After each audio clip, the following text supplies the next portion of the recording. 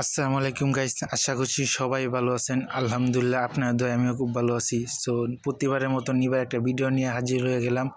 এই ভিডিওটা কিন্তু ঘোরাঘুরি না, কিন্তু ফান ভিডিও না, এই ভিডিওটা পুরোপুরি অন্যরকম, তা দেখলে বুঝতে পারবেন। তো দেখেন আগে ভাই একটু অনুরোধ, এই ভিডিও যেন 50,000 লাইক হয়ে যায় ভাই। এই ভালোবাসা পাইলে তো আপনার নতুন হয়ে আরও ভিডিও আমি ছাড়তে পারবো।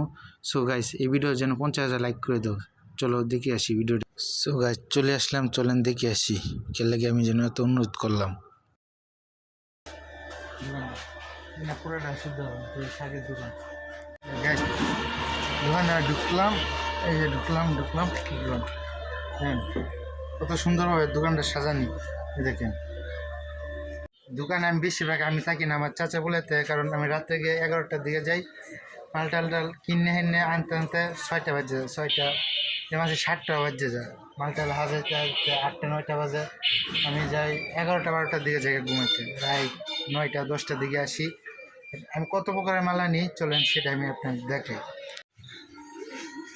সো গাইস কাঁচামালের দোকানে 500 রকম আইটেম থাকে, তো সব দেখানি সম্ভব না, চলেন আমি একটু দেখাইছি।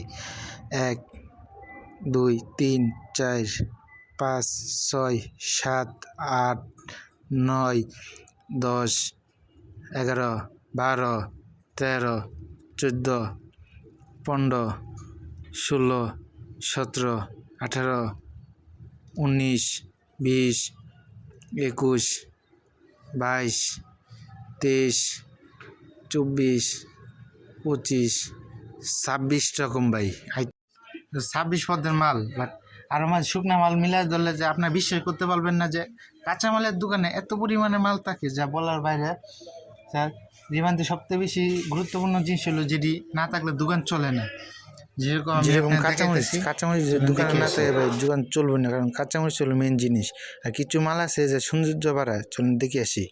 যেরকম সিমের বেশি, যেরকম মটরশুঁটি, যেরকম পেপসি কাপ ভাই, এইসব মাল কিন্তু লাভ হয় না।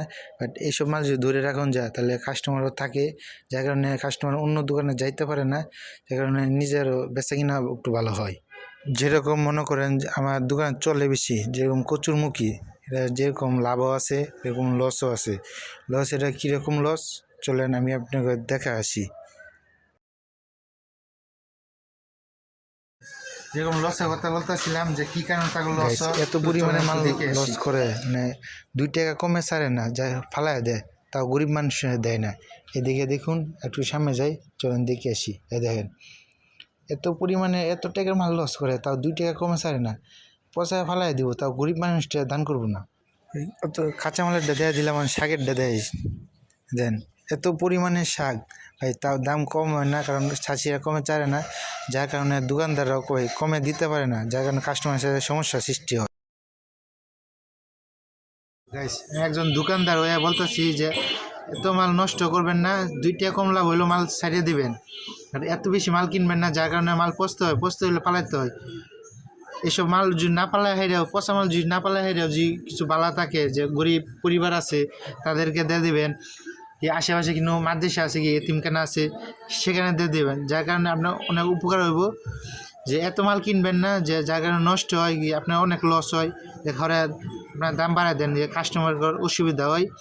সো মাল আনবেন অল্প অল্প, বেচবেন অল্প মালে আপনার দোকান চলবো। সো আমার দোকান যেটা আপনার দেখালাম, যেখানে আমি অল্প পরিমাণ মাল আনছি, সো আমি নষ্ট মালটা যেটা আপনার দেখাইছি যেটা হলো আমার পাশের দোকানদার।